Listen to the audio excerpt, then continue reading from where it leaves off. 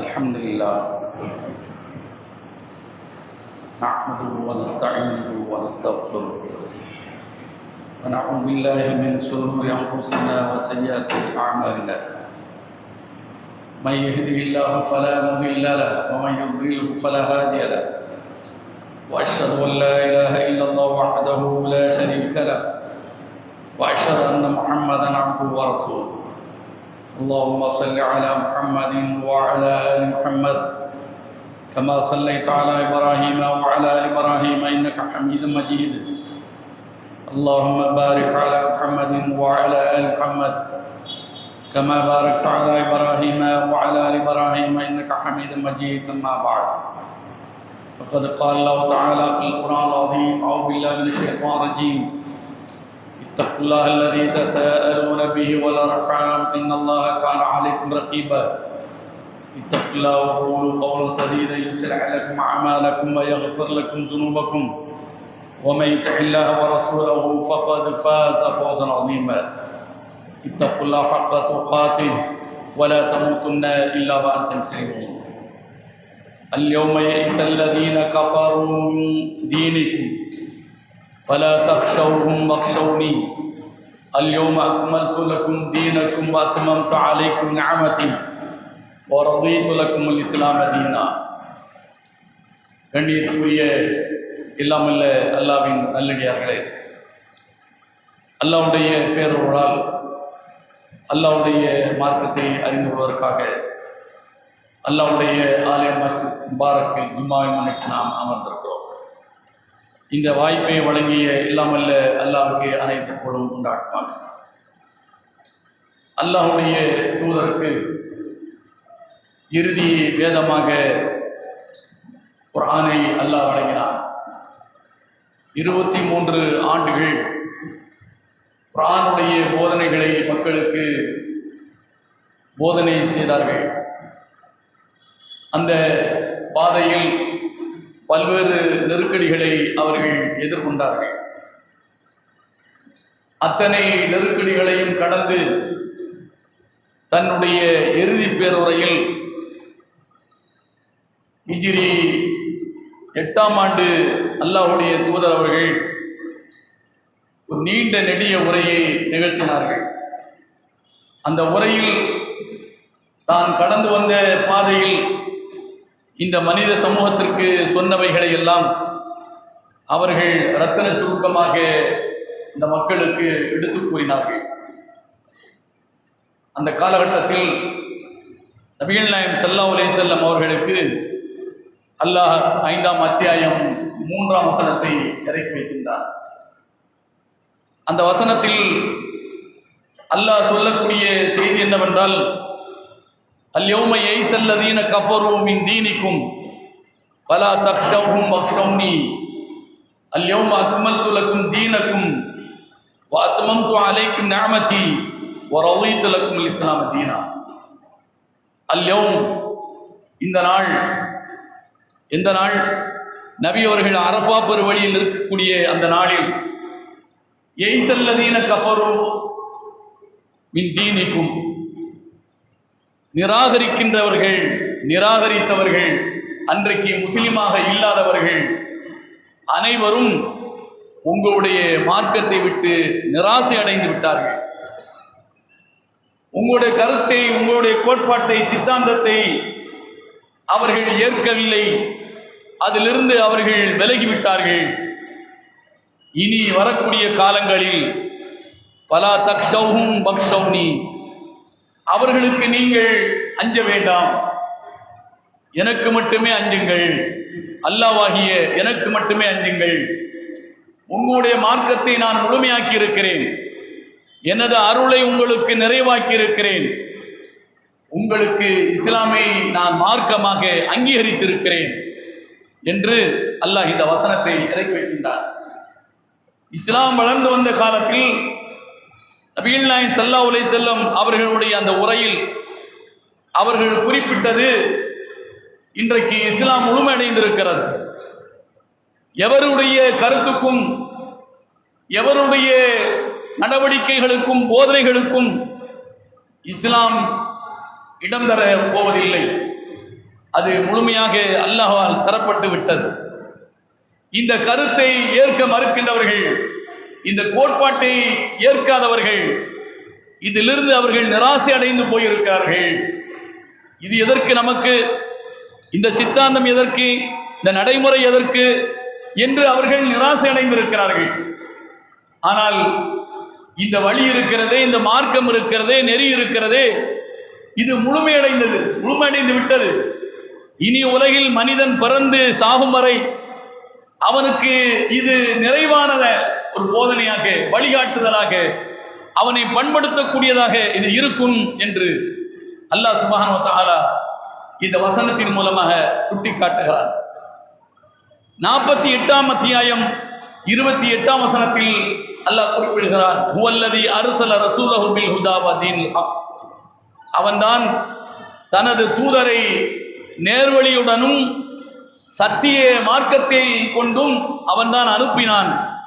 யுதிஹிரஹு அலத்தீனி குல்லி, ஏனைய சித்தாந்தங்களை எல்லாம் வென்றெடுப்பதற்காக, ஏனைய சித்தாந்தங்களை மிகைத்திருப்பதற்காக உண்மையான மார்க்கத்தை, நேர்வழியை அந்த இறை தூதருக்கு கொடுத்து அல்லாஹ் அனுப்பினார். கஃபா பில்லாஹி ஷஹீதா, அதற்கு அல்லாஹ்வே சாட்சியாக இருக்க போதுமானவன். 61ஆம் அத்தியாயம் 9ஆம் வசனம், வல்லதி அர்ஸல ரசூலஹு பில் ஹுதா வ தீனில் ஹக். அவன்தான் தன்னுடைய தூதரை நேரான வழியை கொண்டும் சத்திய மார்க்கத்தை கொண்டும் அவன்தான் அனுப்பி வைத்தான். எதற்காக? லியுதிஹிரஹு அலத்தீனி குல்லி, எல்லா இசங்களை விடவும் அது மிகைத்திருக்க வேண்டும், எல்லா இசங்களை விடவும் அது உயர்ந்திருக்க வேண்டும். வலவ் கரிஹல் முஷ்ரிகூன், அல்லாஹ்விற்கு இணை வைக்கக்கூடியவர்கள், இணை வைப்பாளர்கள் வெறுத்த போதிலும் இதுதான் உயர்ந்தது, இதுதான் சத்தியமானது என்பதற்காகத்தான் அல்லாஹ் சரியான பாதையை, சரியான மார்க்கத்தை அந்த தூதருக்கு அல்லாஹ் கொடுத்து அவரை அனுப்பி வைத்தான். 9ஆம் அத்தியாயம் 33ஆம் வசனத்தில் அல்லாஹ் குறிப்பிடுகிறான், வல்லதி அர்ஸல ரசூலஹு பில் ஹுதா வ தீனில் ஹக் லியுதிஹிரஹு அலத்தீனி குல்லி வலவ் கரிஹல் முஷ்ரிகூன். அவன்தான் அதே முந்திய 61:9ஆம் வசனத்தில் சொன்னதை போன்று 9ஆம் அத்தியாயம் 33ஆம் வசனம் அல்லாஹ் குறிப்பிடுகிறான், அவன்தான் சத்திய மார்க்கத்தை கொண்டு அனுப்பினான், நேர்வழியை கொண்டு அனுப்பினான். ஏனைய மதங்களை விட, ஏனைய சித்தாந்தங்களை விட இதுதான் உயர்ந்திருக்க வேண்டும், இதை முஷ்ரிக்கீன்கள் வெறுத்த போதிலும் சரியே என்று அல்லாஹ் சொல்லி காட்டுகிறார். அப்ப இந்த சித்தாந்தத்திற்கு மாறுபட்ட கருத்து கொண்டவர்கள் ஒரு காலம் இதை மனதார ஒத்துக்கொள்ளவே மாட்டார்கள். அவர்கள் இதனால் நமக்கு எந்த பயனும் இல்லை என்று நிராசை அடைந்து போய்விட்டார்கள் என்பதை அல்லாஹ் முடித்து வைத்திருக்கிறார். இதை குர்ஆனில் நாம் பார்க்கிறோம். அப்போ ஒரு முழுமையடைந்த ஒரு சித்தாந்தத்தை, மனிதன் எதிர்கொள்ளக்கூடிய அத்தனைக்கும் தீர்வு சொல்லக்கூடிய ஒரு மார்க்கத்தை அல்லாஹ் தந்ததனுடைய விளைவுதான் அவன் அதற்கு மாற்று கருத்து கொண்டவைகளை, அதற்கு எதிரான கருத்து கொண்டவைகளை, அதெல்லாம் இதற்கு கீழ்தான், அதெல்லாம் நிறைவை தராது, அதை கொள்கையாக கொண்டவர்கள் வெறுத்த போதும் மறுத்த போதும் நிச்சயமாக இதுதான் உயர்ந்திருக்கும் என்பதை அல்லாஹ் சொல்லி காட்டுகிறார். ஆக இதை தாண்டி இதை வழிகாட்டியாக மார்க்கமாக ஏற்றுக்கொண்டவர்களுக்கு வேறு எந்த வழிமுறையும் இல்லை, இதில் தான் வெற்றி இருக்கிறது, இதான் அவர்களை சொர்க்கத்திற்கு இட்டு செல்லும் என்பதை அழுத்தமாக ஆழமாக இந்த வசனங்கள் மூலம் அல்லாஹ் நமக்கு சொல்லி தருகிறார். நபிகள் நாயகம் ஸல்லல்லாஹு அலைஹி வஸல்லம் அவர்கள் ஆதலால் தான் ஒவ்வொரு கட்டங்களிலுமே அந்த எதிர் முகாமில் இருக்கின்றவர்களுடைய நடவடிக்கைகளுக்கு எதிராகவே, அது வணக்க வழிபாடுகளாக இருந்தாலும் சரி, பேச்சு வழக்காக இருந்தாலும் சரி, நடவடிக்கைகளாக இருந்தாலும் சரி, குடும்ப வாழ்க்கையாக இருந்தாலும் சரி, அத்தனையிலும் எதிர் முகாமில் இருக்கின்றவர்களுக்கு ஒத்துப்போகாமல் அதற்கு முரண்பட்டே அவர்கள் வாழ்ந்திருக்கிறார்கள் என்பதை நாம் பார்க்கிறோம். தன்னை சுற்றி இருக்கக்கூடிய எதிர் முகாமில் உள்ளவர்கள் யார்? யூதர்கள். எதிர் முகாமில் இருந்தவர்கள் யார்? கிறிஸ்தவர்கள். அவர்களுடைய நடைமுறை எதையும் அவர்கள் உள்வாங்கிக் கொண்டதே இல்லை, அவர்களுடைய வழிபாட்டு முறை எதையும் அவர்கள் அங்கீகரித்ததும் இல்லை, அவர்களுடைய வாழ்வியலும் அல்லாஹ்வுடைய தூதரவர்கள் ஏற்றுக்கொண்டதும் இல்லை. அதை ஒவ்வொரு தருணங்களிலும் அல்லாஹ்வுடைய தூதரவர்கள் சொல்லி காட்டுவதை நாம் பார்க்கிறோம். அப்துல்லா பின் உமர் ரலியல்லாஹு அன்ஹு அவர்கள் சொல்லி காட்டுகிறார்கள், அனஸ் ரலியல்லாஹு அன்ஹு அவர்கள் சொல்லி காட்டுகிறார்கள், ذكروا النار والناقوس وذكروا اليهود والنصارى فأمر بلال أن يشفع الأذان وأن يوتر الإقامة. இதை நபிகள் நாயகம் ஸல்லல்லாஹு அலைஹி வஸல்லம் அவர்கள் சொல்கிறார்கள். அதாவது தொழுகை கடமையாக்கப்பட்டு விட்டது. மேராஜுக்கு அல்லாஹ்வுடைய தூதர் போய் வந்ததற்கு பிறகு 50 நேரம் 5 நேரமாக்கப்பட்டு விட்டது. ஆனால் எந்த நேரத்தில் எந்த தொழுகை எத்தனை தொழ வேண்டும், எப்படி தொழ வேண்டும் என்று தெரியாது. அல்லாஹ் ஜிப்ரீலை மறுநாள் அவன் அனுப்பி லுஹர் நேரத்தில் அனுப்பி லுஹர் நேரத்தை லுஹரில் எத்தனை ரக்கா தொழ வேண்டும் என்ற அந்த செய்முறையையும் எண்ணிக்கையையும் அல்லாஹ் நபிக்கு கற்றுக் கொடுக்கிறான். இந்த செய்தியை சொல்லக்கூடிய இடத்தில் இந்த மக்களை தொழுகைக்காக அழைப்பதற்கு ஏதாவது ஒரு அடையாளம் ஒன்று வேண்டும். அதற்கு என்ன செய்வது என்று சஹாபாக்களிடத்தில் நபிகள் நாயகம் ஸல்லல்லாஹு அலைஹி வஸல்லம் அவர்கள் ஒரு ஆலோசனை மேற்கொண்டார்கள். ஒவ்வொருவரும் அவருக்கு தோன்றிய கருத்தை சொன்னார்கள். நெருப்பு பந்தத்தை தூக்கி பிடிப்போம், அதை பார்க்கிற மக்கள் ஓ தொழுகைக்கு அழைப்பு விடுக்கப்பட்டு விட்டது என்று அதை பார்த்து வருவார்கள் என்று சிலர் கூறினார்கள். இன்னும் சிலர் சொன்னார்கள், இல்லை இல்லை மணி அடிப்போம், தொழுகைக்கான நேரம் வந்து விட்டது என்று மணி அடிப்போம் என்று சொன்னார்கள். இப்படி சொல்லிக் கொண்டிருக்கவே ذكروا اليهود والنصارى, இது யூதர்களுடைய பழக்கம், இது கிறிஸ்தவர்களுடைய பழக்கம், எனவே இது வேண்டாம் என்று இன்னொரு கருத்தும் அங்கு வைக்கப்பட்டது. இந்த நேரத்தில் தான் நபிகள் நாயகம் ஸல்லல்லாஹு அலைஹி வஸல்லம் அவர்கள் பிலாலை அழைத்தார்கள். பிலால், பாரும், நீங்கள் இந்த உயரமான இடத்தில் போய் நின்று பாங்கு அதான் சொல்லுங்கள் என்று அதானுடைய அந்த வார்த்தையை, பாங்கனுடைய வார்த்தையை பிலாலுக்கு நபி அவர்கள் கற்றுக் கொடுக்கிறார்கள். பிலாலுக்கு கற்றுக் கொடுத்தார்கள். எப்படி கற்றுக் கொடுத்தார்கள்? அதான் பாங்கனுடைய வார்த்தையில் 2 முறையாக சொல்ல வேண்டும். அல்லாஹு அக்பர் அல்லாஹு அக்பர் என்று 2 முறை சொல்ல வேண்டும். அஷ்ஹது அல்லா இலாஹ இல்லல்லாஹ் 2 முறை சொல்ல வேண்டும் என்று பாங்கனுடைய இந்த வார்த்தைகளை 2 முறை சொல்ல வேண்டும் என்று சொன்னார்கள். வயூத்திரல் இகாமா, இகாமத்தை ஒரு தடவை சொல்ல வேண்டும் என்று சொன்னார்கள். அஷ்ஹது அல்லா இலாஹ இல்லல்லாஹ் வ அஷ்ஹது அன்ன முஹம்மதர் ரசூலுல்லாஹ் ஹய்ய அலஸ் ஸலாஹ் ஹய்ய அலல் ஃபலாஹ் என்று ஒவ்வொரு முறையை சொல்ல வேண்டும் என்று சொன்னார்கள். நபிகள் நாயகம் ஸல்லல்லாஹு அலைஹி வஸல்லம் அவர்கள் சொன்னதாக இது புகாரிலே 3457 இடம்பெற்றிருக்கிறது. அப்துல்லா பின் உமர் ரலியல்லாஹு அன்ஹு அவர்கள் சொல்லி காட்டுகிறார்கள். அப்ப இந்த செய்தியை ஏன் இதற்கு குறிப்பிட வேண்டும்? அவர்கள் தங்களுடைய வழிபாட்டுக்கு ஒரு அழைப்பாக தீப்பந்தத்தை காட்டியிருப்பார்கள். இவர்கள் தங்களுடைய வழிபாட்டுக்கு அழைப்பதற்காக மணியாட்டி இருப்பார்கள். ஆனால் அந்த எந்த வழிமுறையும் நமக்கு ஏற்புடையதல்ல. அதற்கு மாற்றமாகத்தான் நமது வழிமுறை இருக்க வேண்டும். இதுதான் ஏனைய சித்தாந்தங்களோட மிகைத்தவை, இதுதான் உயர்ந்தவை, இதுதான் சரியானவை என்பதற்காக நபிகள் நாயகம் ஸல்லல்லாஹு அலைஹி வஸல்லம் அவர்கள் யோசித்துக் கொண்டிருக்கிற போது அல்லாஹ் இந்த வழிமுறையை நபியின் வழியாக அல்லாஹ் கற்றுக் கொடுக்கிறார். இந்த பாங் என்கிற வழிமுறையை நபியின் வழியாக கற்றுக் கொடுக்கிறார். பாருங்கள், ஒரு வணக்க வழிபாட்டுக்கு அழைப்பொலி விட வேண்டும் என்பதற்காக மற்றவர்களுடைய வழிபாட்டை, மற்றவருடைய நடைமுறையை ஏற்றுக்கொள்ள நபி அவர்கள் மறுத்திருக்கிறார்கள். அதை அங்கீகரிக்கவில்லை என்பதை நாம் பார்க்கிறோம்.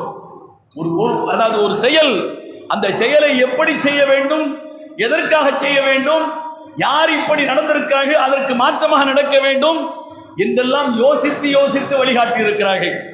நாம் ஒரு நிறுவனத்தை ஆரம்பிக்கிறோம், பல கோடிகளை முடக்கி ஒரு பெரிய பிரம்மாண்டமான ஒரு நிறுவனத்தை ஆரம்பிக்கிறோம். அந்த நிறுவனத்தை ஆரம்பிக்கிற போது ஒரு அஜரத்தை கூட்டு வந்து நாம் என்ன செய்வோம், நிறுவனத்துக்குள்ள போறதுக்கு முன்னால நீட்டி ஒரு ரிப்பனை கட்டி இருப்போம். அஜர்த்திட கத்திரி எடுத்து கொடுத்து அஜர்த்து ரிப்பனை வெட்டுங்க அப்படி சொல்லி அஜர்த்துக்கே கத்திரியை கொடுத்து வெட்ட வச்சிருவோம். இது யாருடைய பழக்கம், யாருடைய நடைமுறை? அஜர்த்தை கூப்பிட்டு முதல்ல பாத்தியா ஓதிடுறது. நாளைக்கு கல்யாணம் சொன்னா திங்கக்கிழமை வெள்ளிக்கிழமைக்கு என்ன ரூவானிகளுக்கு எல்லாம் ஃபாத்திஹா. இருக்கிற முன்னோர்கள் எல்லாம் யாரெல்லாம் செத்து போனார்களோ 400 வருஷம் 500 வருஷம் அத்தனை பேரையும் கூப்பிட்டு அவர்களுக்கு எல்லாமே ஃபாத்தியாவை சாத்திடுறது. இப்படி ஒரு மூடத்தனமான சிந்தனை இந்த சமூகத்தில் இருக்கிறது. இதெல்லாம் யாருடைய பண்பாடு, யாருடைய கலாச்சாரம், யார் காட்டி தந்தது? ஒரு காரியத்தை செய்வதற்கு அல்லாஹ்வுடைய தூதர் நமக்கு எப்படி செய்ய வேண்டும் என்று சொல்லி தரவில்லையா? ஒரு காரியத்தை ஆரம்பிப்பதற்கு என்ன சொல்லி ஆரம்பிக்க வேண்டும் என்று சொல்லி தரவே இல்லையா? அதையெல்லாம் நாம் திரும்பி பார்ப்பதே இல்லை. பந்த போடுவதற்கு பந்தக்கால் உண்ணுவதற்கு அஜரத்து கூட ஒரு ஃபாத்தியா, அன்னைக்கு ஒரு 50 ரூபா அவருக்கு. அப்ப இப்படியெல்லாம் நாம் யோசிக்கிறோம். ஆனால் அல்லாஹ்வுடைய தூதர் எப்படி யோசித்திருக்கார் பாருங்கள். ஏன் இந்த மார்க்கத்தை அல்லாஹ் முழுமைப்படுத்தி விட்டான்.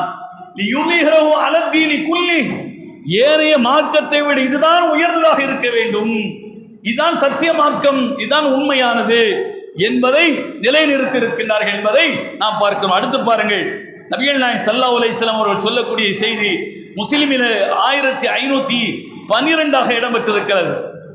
அதாவது புகாரியிலும் 582 83 இடம்பெற்றிருக்கிறது. அப்துல்லா பின் உமர் அவர்கள் அறிவிக்கிறார்கள், இதா தலா ஹாஜிபு ஷம்ஸ் ஃபஅখিরு ஸலா ஹத்தா தர்தஃபிஅ வ இதா காப ஹாஜிபு ஷம்ஸ் ஃபஅখিরு ஸலா ஹத்தா தகீப. நபிகள் நாயகம் சொல்றாங்க, அதாவது சூரியன் அது உதிக்க ஆரம்பித்து விட்டால் உதிக்கிற போது நீங்கள் தொழாதீர்கள், தொழுகையை தாமதப்படுத்துங்கள். சூரியன் உதிக்கிற போது அதன் முழுமையாக என்ன செய்ய வேண்டும்? அது உதிக்க ஆரம்பிக்கிற போது நீங்கள் தொழுதுவிடக் கூடாது.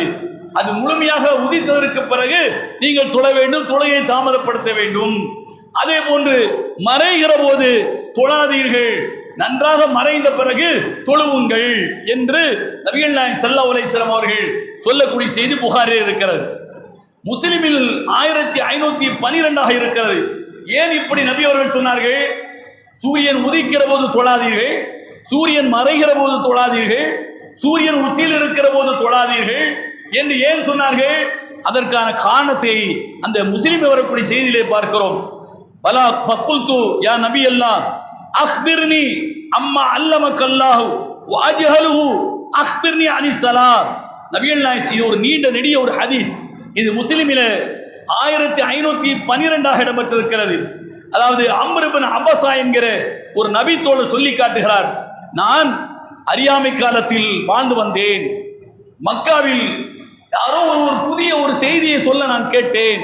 கேள்விப்பட்டு அவரை போய் சந்திப்போம் என்று நான் எனக்கான வாகனத்தை அமைத்துக் கொண்டு அவரை போய் நான் சந்திக்க போகிறேன்.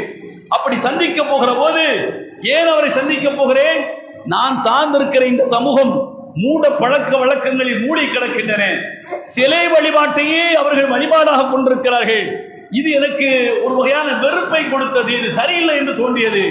எனவே புதிதாக இவர் என்ன சொல்கிறார் என்று நாம் அவரை போய் சந்தித்து கேட்போம் என்று நான் புறப்பட்டு போனேன். அப்படி போன போது நபிகள் நாயகம் ஸல்லல்லாஹு அலைஹி வஸல்லம் அவர்கள் தலைமறைவாக இருந்தார்கள். முகமது எங்கே இருக்கிறார் என்று நான் கேட்டு கேட்டு போக வேண்டிய ஒரு சூழல் ஏற்பட்டது. ஏன்னா அவர் எங்கே இருக்கிறார் என்றே தெரியவில்லை.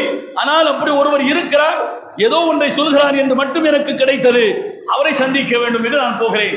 அப்படி போகிற போது சுருக்கமாக சொல்கிறேன், நபி அவர்களோடு அபூபக்கரும் பிலாலும் தான் என்ன செய்தார்கள், இருந்தார்கள். அந்த நேரத்தில் வேறு யாரும் இல்லை, அவர்களுமே ஒளிந்துதான் இருந்தார்கள், நபியும் ஒளிந்துதான் இருந்தார்கள். இவர் போன போது நபிகள் நாயகம் ஸல்லல்லாஹு அலைஹி வஸல்லம் அவர்களை பார்த்து, நீங்கள் யார் என்று கேட்கிறார். நான் நபி என்று சொன்னார்கள். நபி என்றால் நபி என்றால் என்ன? நபி என்றால் அல்லாஹ்விடத்திலிருந்து எனக்கு செய்தி வருகிறது. என்ன செய்தி வருகிறது? அல்லாஹை மட்டும்தான் வணங்க வேண்டும், உறவுகளை ஆதரிக்க வேண்டும் என்ற செய்தி எனக்கு வருகிறது என்று சொன்னார்கள்.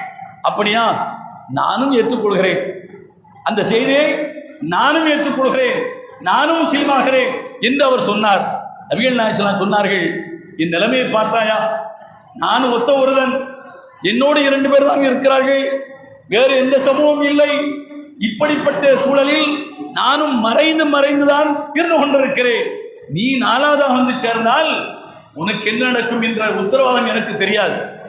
உன்னை என்னால் என்ன செய்ய முடியாது, ஒன்றும் செய்ய முடியாது. ஏன்? இருக்கிற மக்கள் எல்லாம் அவர்களுடைய தாக்கலிருந்து தப்பித்துக் கொள்வதற்குத்தான் நாங்கள் பயந்து ஒளிந்து உண்டு வாழ்ந்து கொண்டிருக்கிறோம். இதுல நீனும் வந்து சேர்ந்துக்கிட்டா உனக்கு சிக்கல் ஆயிரும். அதனால நான் ஒரு கட்டம் வருகிற போது உனக்கு தகவல் தருகிறேன், அப்போது நீ வா என்று அந்த அம்ர் இப்னு அபஸாவை நபி அவர்கள் திருப்பி அனுப்பிவிட்டார்கள். இஸ்லாத்தை ஏற்க வேண்டாம் என்று சொல்லி திருப்பி விட்டார்கள். அவரும் போய்விட்டார். சரி, நம்ம சேர்ந்தோம்னு சொன்னா நம்மளை போட்டு எடுத்துருவாங்க அப்படி சொல்லி பயந்து போயிட்டார். நபிகள் நாயகம் ஸல்லல்லாஹு அலைஹி வஸல்லம் அவர்கள் மக்காவில் இருந்து துரத்தப்பட்டு மதீனாவுக்கு போனார்கள். மதீனாவுக்கு போனதற்கு பிறகு மீண்டும் அம்ர் பின் அபஸாவுக்கு இந்த செய்தி போகிறது. அப்படி போன போது அம்ர் பின் அபஸா தனக்கான வாகனத்தை எடுத்துக்கொண்டு, ஒட்டகத்தை எடுத்துக்கொண்டு மதீனா நோக்கி போகிறார். மதீனாவிற்குள் நுழைந்ததற்கு பிறகு அங்கு எதிர்கொள்ளக்கூடிய ஒவ்வொரு இடத்திலும் கேட்கிறார், முகமது என்ன செய்கிறார்? மக்கள் எப்படி அவரை எடுத்துக்கொண்டார்கள்? மக்கள் சாரை சாரையாக இஸ்லாத்தை நோக்கி போய் கொண்டிருக்கிறார்கள் என்று அவருக்கு சொல்லப்பட்டதும் அவருக்கு ஆழ்ந்த சந்தோஷம். நபியை நேராக போய் சந்திக்கிறார். நபியை பார்த்து, நான் யார் என்று தெரிகிறதா? ஓ தெரிகிறது, மக்காவில் நீ வந்தாயே, உன்னை நானா திருப்பி அனுப்பினேன் என்று நபி அவர்கள் சொன்னார்கள். சரி, இப்போது நான் இஸ்லாத்தை ஏற்க வேண்டும். அல்லாஹ் உங்களுக்கு என்ன கற்றுத்தந்தானோ அதை எனக்கு நீங்கள் கற்றுத்தர வேண்டும் என்று அம்ர் பின் அபஸா நபியிடத்திலே சொன்னார்கள். நபிகள் நாயகம் ஸல்லல்லாஹு அலைஹி வஸல்லம் அவர்கள் இஸ்லாத்தை அவருக்கு சொல்லிக் கொடுத்தார்கள். இஸ்லாத்தை சொல்லிக் கொடுத்த பிறகு சொன்னார்கள், நபிகள் நாயகம் ஸல்லல்லாஹு அலைஹி வஸல்லம், ஃபகுல்து பலா ஃபகுல்து யா நபி அல்லாஹ் அக்பிர்னி அம்மா அல்லமக்கல்லாஹ் வஅஜஹலுஹு. அல்லாஹ் உங்களுக்கு எதை கற்றுத்தந்தானோ அதை எனக்கு கற்றுத்தாருங்கள். எதெல்லாம் எனக்கு தெரியாதோ அதை எனக்கு சொல்லித்தாருங்கள்.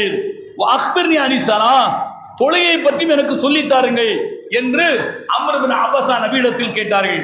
நபிகள் நாயகம் சொன்னார்கள், சல்லி ஸலாத்த சுபஹ், சுபூ தொழுகையை நீ தொழு என்று சொன்னார்கள். சும்மா அக்ஸிர் அனிஸலா ஹத்தா தத்லுஅ ஷம்ஸு ஹத்தா தர்தஃபிஅ. சுபூ தொழுதற்கு பிறகு வேற எந்த தொழுகையும் தொழாத.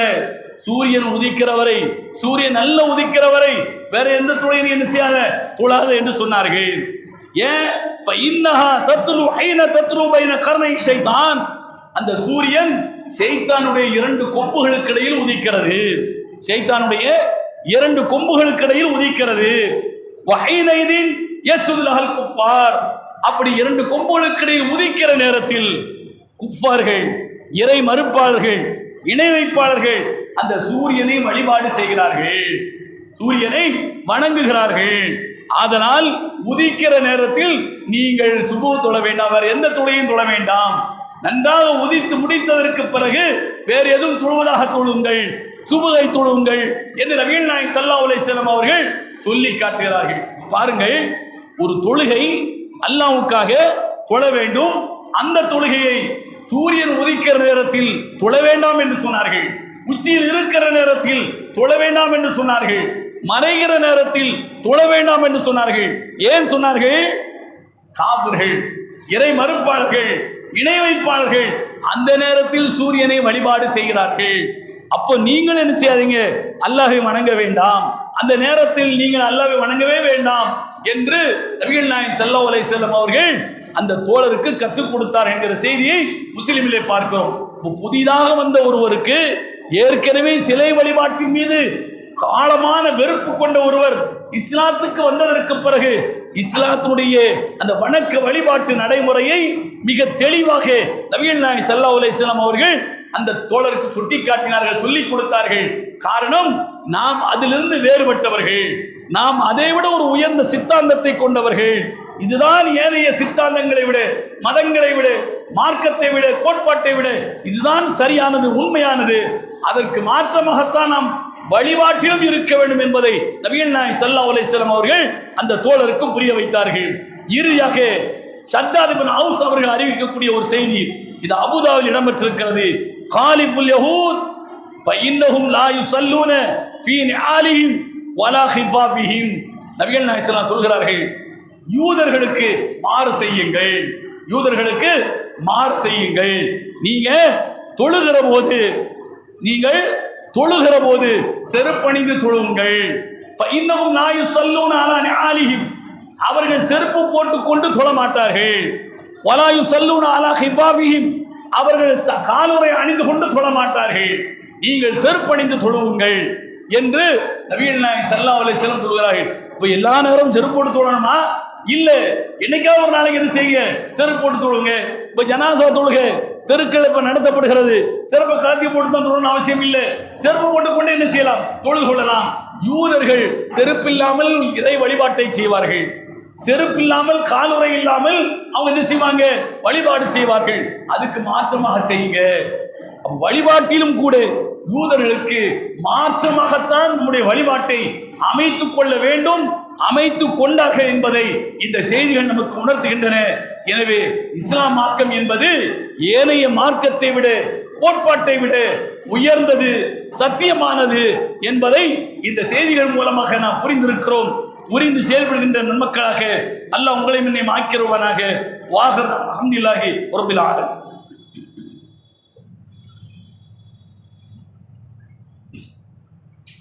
அல்ஹம்துலில்லாஹ் வஸ்ஸலாத்து வஸ்ஸலாமு அலா ரசூலில்லாஹ் அம்மா பஅத். இத்தகுல்லாஹ் ஹக்க துகாத்திஹ் வலா தமூதுன்ன இல்லா வ அன்தும் முஸ்லிமூன். கண்ணியத்துக்குரிய சகோதரர்களே, தாய்மார்களே, நபிகள் நாயகம் ஸல்லல்லாஹு அலைஹி வஸல்லம் அவர்கள் முழுமையடைந்த ஒரு வாழ்க்கை திட்டத்தை, வழிமுறையை தாங்கிக் கொண்ட மார்க்கம்தான் இஸ்லாம். அதில் எந்த காலகட்டத்திலும் பிற கோட்பாட்டை அவர்கள் ஏற்றுக்கொண்டதில்லை. எல்லாவற்றிலுமே அவர்கள் தனித்துத்தான் இருந்திருக்கிறார்கள், தனித்துவத்தை பேணி இருக்கிறார்கள் என்பதை நாம் ஹதீஸ்களின் மூலமாக பார்க்கிறோம். இதற்கு ஒரு சான்றாக முஸ்லிமில் 507வது ஹதீஸாக ஷத்தாத் இப்னு அவுஃப் ரலியல்லாஹு அன்ஹு அவர்கள் அறிவிக்கிற, அனஸ் ரலியல்லாஹு அன்ஹு அவர்கள் அறிவிக்கிற செய்தியை நாம் பார்க்கிறோம். அன்னல் யஹூத கானு இதா ஹாவத் அல் மர்அத்து ஃபீஹிம் லம் யுஆக்கிலுஹா வலம் யுஜாமியுஹுன்ன ஃபில் புயூத். நபிகள் நாயகம் ஸல்லல்லாஹு சொல்லி காட்டுகிறார்கள். அதாவது அன்னல் யஹூத் கானு இதா ஹாவத்தில் மர்ஆ, அனஸ் அவர்கள் குறிப்பிடுகிறார்கள், யூத பெண்கள் அவர்களுக்கு மாதவிடாய் ஏற்பட்டால் அந்த பெண்ணுக்கான கணவன், குடும்பத்தினர் யாரும் அவளோடு அமர்ந்து உண்ணுவதில்லை, கணவன் அவளோடு வாழ்க்கை நடத்துவதில்லை என்று யூதர்களுடைய இந்த நடவடிக்கையை அனஸ் பின் மாலிக் அவர்கள் சொல்லி காட்டுகிறார்கள். ஃபஸஅல அஸ்ஹாபு நபி ஸல்லல்லாஹு அலைஹி வஸல்லம், நபி தோழர்கள் அல்லாஹ்வுடைய தூதரிடத்தில் இது குறித்து கேட்டார்கள். அப்படி கேட்டபோது அல்லாஹ் சுப்ஹானஹு வ தஆலா ஒரு திருக்குர்ஆன் வசனத்தை, 2ஆம் அத்தியாயம் 222ஆம் வசனத்தை அல்லாஹ் இறக்கி வைக்கின்றார். வயஸ்அலூனக அனில் மஹீத் குல் ஹுவ அதன் ஃபஅதஸிலு நிஸா ஃபில் மஹீத். யஸ்அலூனக அனில் மஹீத், மாதவிடாயை குறித்து அவர்கள் அது என்ன என்று கேட்கிறார்கள். மாதவிடாய் என்றால் என்ன, அந்த நேரத்தில் பெண் எப்படி நடந்து கொள்ள வேண்டும், ஆண் எப்படி நடந்து கொள்ள வேண்டும், அப்படின்னா என்ன என்ற ஒரு கேள்வியை நபிகள் நாயகம் ஸல்லல்லாஹு அலைஹி வஸல்லம் இடத்தில் என்ன செய்றாங்க, கேட்கிறார்கள். யஸ்அலூனக அனில் மஹீத், எத்தனை விஷயங்கள் நபியிடத்தில் கேட்டிருக்கிறார்கள். யஸ்அலூனக அனில் ரூஹ், ரூஹ்னா என்ன என்று நபியிடத்தில் கேட்கிறார்கள். யஸ்அலூனக அனில் அஹில்லா, பிறைகள் என்றால் என்ன என்று நபியிடத்தில் கேட்கிறார்கள். யஸ்அலூனக அனில் மஹீத், மாதவிடாயை குறித்து நபியிடத்தில் கேட்கின்றார்கள். நபியே நீங்க சொல்லுங்க, குல் ஹுவ அதன், அது ஒரு அசௌகரியம், அது ஒரு அசௌகரியம். ஃபஅதஸிலு நிஸா ஃபில் மஹீத், அந்த மாதவிடாய் காலத்தில் பெண்களில் இருந்து நீங்க என்ன செய்யுங்க, அந்த மாதவிடாய் நேரத்தில் நீ விலகி இருங்கள் என்று நபிகள் நாயகம் ஸல்லல்லாஹு அலைஹி வஸல்லம் அவர்களுக்கு அல்லாஹ் இந்த வசனத்தை என்ன செய்கிறான், இறக்கி வைக்கின்றான். கால ரசூலுல்லாஹி ஸல்லல்லாஹு அலைஹி வஸல்லம், இந்த வசனம் இறங்கினதற்கு பிறகு நபிகள் நாயகம் ஸல்லல்லாஹு அலைஹி வஸல்லம் அந்த மக்களுக்கு இந்த வசனத்திற்கான விளக்கத்தை சொல்கிறார்கள். என்ன சொல்கிறார்கள், என்ன கேள்வி, யூதர்கள் முற்றாக மாதவிடாய் பெண்களை அவர்கள் ஒதுக்கி வைத்து விடுகிறார்கள். எப்படி ஒதுக்கி வைத்து விடுகிறார்கள், இப்போதும் போனீங்கன்னா பார்க்கலாம், அக்ரஹாரத்தில் பெண்ணுக்கு மாதவிடாய் வந்து விட்டால் அவளை என்ன உள் வீட்டிலும் அதற்கு முன் வீட்டிலும் எந்த வீட்டிலுமே அனுமதிப்பதில்லை. எல்லாம் கொல்லப்புறத்துல என்ன செய்வாங்க, சாப்பாடு தட்டு அங்கதான் இருக்கும், சாப்பாடு அங்க வச்சிருவாங்க, அங்கேயே தான் இருக்கணும். எப்போ மாதவிடாய் அதாவது முழுமையடைந்து சுத்தம் அடைகிறார்களோ அப்பதான் என்ன முன்னால உள்ள வீட்டுக்கு வர வேண்டும். இப்போதும் அந்த ஆச்சாரம் அவர்களால் நடைமுறையில் இருக்கிறது என்பதை நாம் பார்க்கிறோம். இது அந்த மூட பழக்க வழக்கத்தினுடைய உச்சம், யூதர்களுடைய பழக்கம். நபிகள் நாயகம் ஸல்லல்லாஹு அலைஹி வஸல்லம் இப்படியெல்லாம் அவர்கள் நடக்கிறார்கள், நாம் எப்படி நடந்து கொள்ள வேண்டும் என்று அல்லாஹ்வுடைய தூதரிடத்தில் கேட்கிற போதுதான் அல்லாஹ்வே அதற்கு விடை சொல்கிறான்.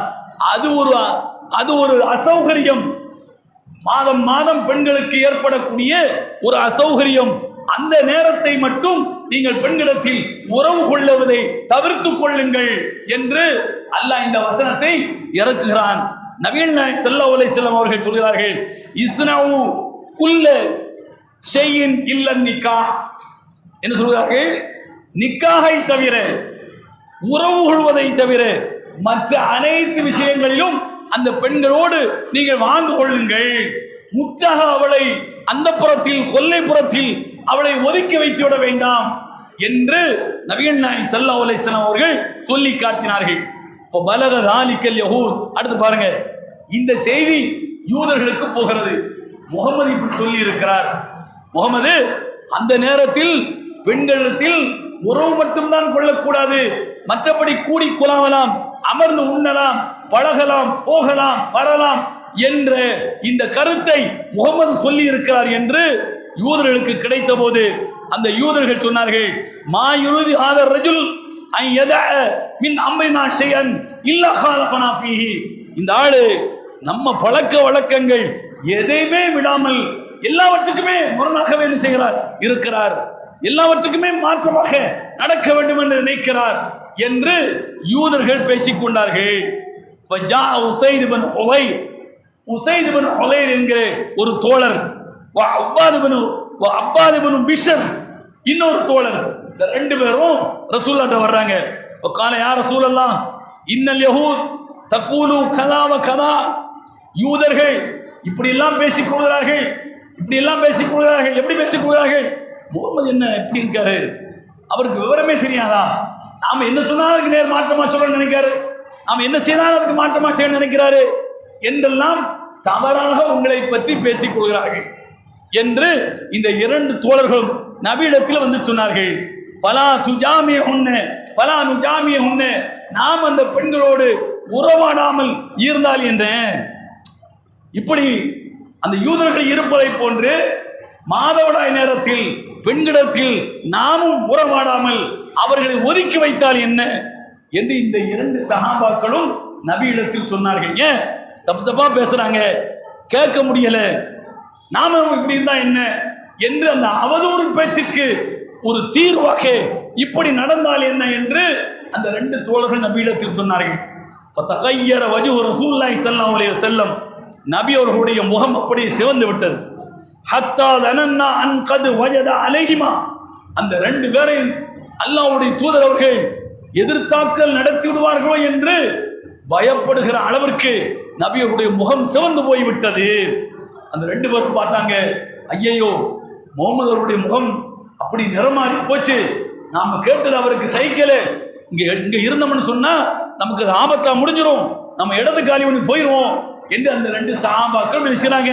புறப்பட்டு போறாங்க. யாரெல்லாம்? உசைத் இப்னு ஹுலைரும் அப்பாத் இப்னு பிஷரும் புறப்பட்டு போனார்கள். ஃபஸ்தக்பலஹுமா ஹதியத்து மின் லபனின் இல நபி ஸல்லல்லாஹு அலைஹி வஸல்லம், நபியை நோக்கி ஒரு அன்பளிப்பு ஒன்று வந்து கொண்டிருக்கிறது. ஒரு பாத்திரத்தில் பால் ஒருவர் நபிக்கு கொடுப்பதற்காக வேண்டி கொண்டு வந்து கொண்டிருக்கிறார்.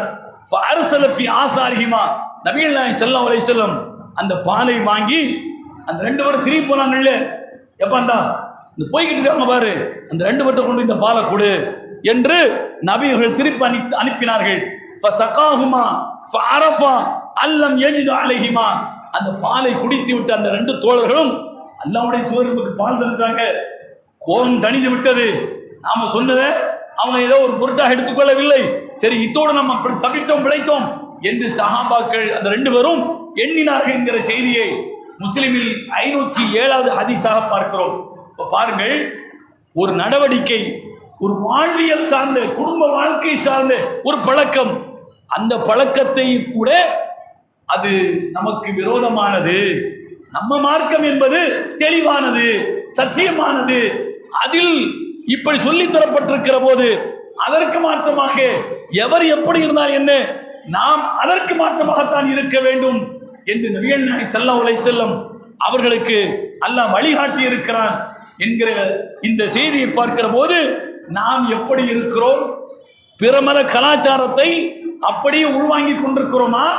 முற்றாக ஒவ்வொன்றிலும் வேறுபட்டிருக்கிறோமா என்பதை உரசி பார்த்து நம்முடைய வாழ்க்கையை நாம் அமைத்துக் கொள்ள வேண்டும். அல்லாஹ் அதற்கு அருள்பாலிப்பானாக. வாகர் அல்ஹம்துலில்லாஹி ரப்பில் ஆலமீன்.